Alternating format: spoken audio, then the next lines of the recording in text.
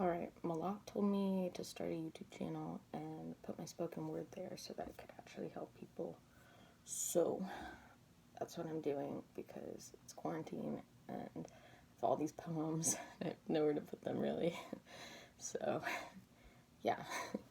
Um, this one is called No Titles, a Relationship.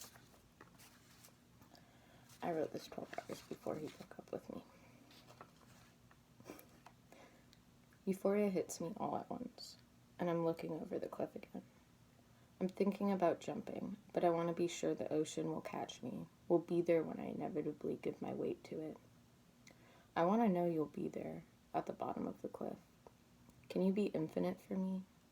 Let me crash into your waves, into all of you and a sliver of you all at once. I know there are rocks enclosed in the waters, but that's okay. Cuts and scrapes won't kill, but an absence of you. Now that will. Can you be deep enough for me?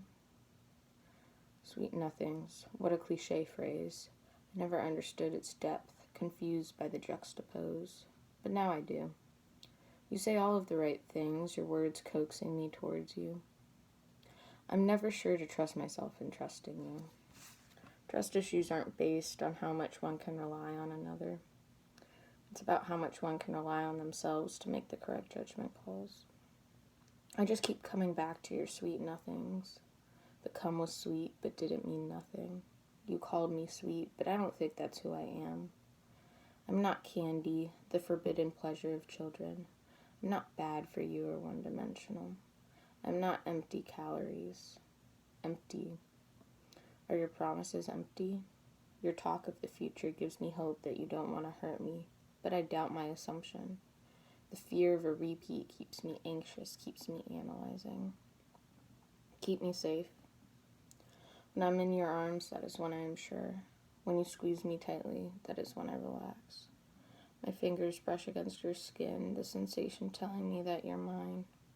It's like you're catching me from falling, halting my crashing.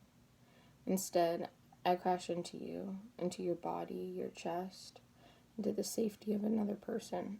Can I crash and not shatter?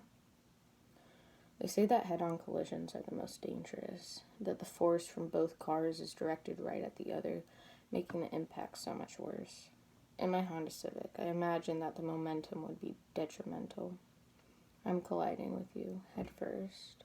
Your words hit my head. I rebound, shaking from the thoughts you hit me with. I'm attached, mind first. I'm crashing head first, only I didn't wear a seatbelt. I don't want to love in fear of dying or hurting. I crash into you without the safeguards of my usual defenses. I do not restrict myself from being vulnerable or being attached. I give myself to you, so please don't crash into me only to run away. Do not leave me with your sweet nothings, the haunting words of a facade you fed me. You can leave, but don't leave a coward. Don't throw a smoke bomb at me so that you can run away without seeing my face, without me seeing yours. Do not become a con artist. Take responsibility from what you take from me. Give me something authentic in return. Are my metaphors illustrating the picture? I speak in analogies so that maybe you can feel my words, feel the images I create. I want to know you won't hurt me, but there is no guarantee. I shouldn't expect that from you. You shouldn't need to be my Xanax. I apologize. Our history is not our future. That was my faulty assumption. Part 2. No titles equals a nut relationship. I was right. Your sweet nothings were nothing. Did I mean nothing to you? I keep telling myself to get over it. Move on, I think. It meant nothing, I think. I'm overreacting, I tell myself. But then I go back to your empty words, so full of promise. They were so delectable, I felt like I was indulging in caramels. How am I going to find that with someone else? And the fucked up part, it wasn't even you. No, it's not you I mourn for. It's the experiences, glimmering with intimacy, connection, the feeling of being loved by someone I love. Sharing love, pooling it. I miss calling you, or you calling me, knowing that you want to hear what I have to say, that you just want to talk to me. I questioned whether instances like this were even real. I was always pacing in my living room as we spoke. Was I walking around in my own imagination of you? You lied. You fucking lied. I told you my fears of you dropping me after we hooked up. I told you it scared me. I told you my fears and you said you wouldn't do that. You said it would be shallow if the reason you ended it was because of the sexual aspect. But here's the thing. That's why you ended it. Sloan said you were uncomfortable. What do you mean? You never told me this, never disclosed. You were upfront, but just about your upfront. Do you and Sloan talk about me? Everything I did wrong, all the ways I fucked up? But why did you talk so much about our future only to end it the day after? Sloan said you were done. I don't know if you told her that or what, but once again it makes me feel like my actions were incorrect. Only I know I didn't do anything wrong. I followed your trail of breadcrumbs, your trail of edibles. I didn't feel the need to read between the lines because the words were so real. Was it real? Do you care for me? I can't tell. People hurt those they're attached to all the time, so I can't tell. I watch House of Cards. Take note of all the instances I would have texted you about. Underwood manipulates all around him. He only seeks pleasure, personal gain, how he can upgrade his life.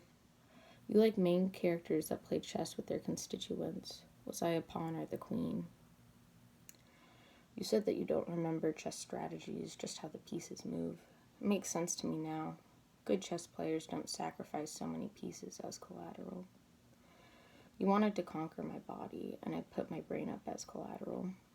I suspended my needs in fear of you running away. I put my body on display. I torture myself replaying our conversations, as if torture will suspend the pain. But in some ironic, fucked up way it does. I think about what we were talking about today, a week ago, the phone calls, the sexts. How can I trust the paper foundation it was built on? How can I trust when the paper foundation it was built on is cemented in my brain? The sexts. I miss it. I miss feeling your yearning through the screen. Somehow you made words tangible. Right now, connection barely feels tangible. I cannot escape my emotions or escape my house, escape the memories. Somehow even myself is a memory of you. I didn't want to believe you when you said you had real estate inside my head. Can't get me out. No, I cannot. I don't know what to do. I am throwing myself at boys in hopes someone will catch me in your place. I need a placeholder. I thought you were my placeholder. I wonder if you feel my absence, if this stings for you the same as it does for me. I hope it does, honestly. I feel like I left too much unsaid. That's why I write this, though I know you are not the destination of this poem. You are a pit stop in my memory. The train hasn't come yet. I cannot leave the idea of you yet. I don't have the train schedule, can't see where I'm going. I hope the next station I get off at is better, more homely, more safe.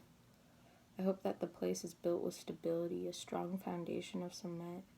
Only this time the cement will protect me instead of trap me in my feelings.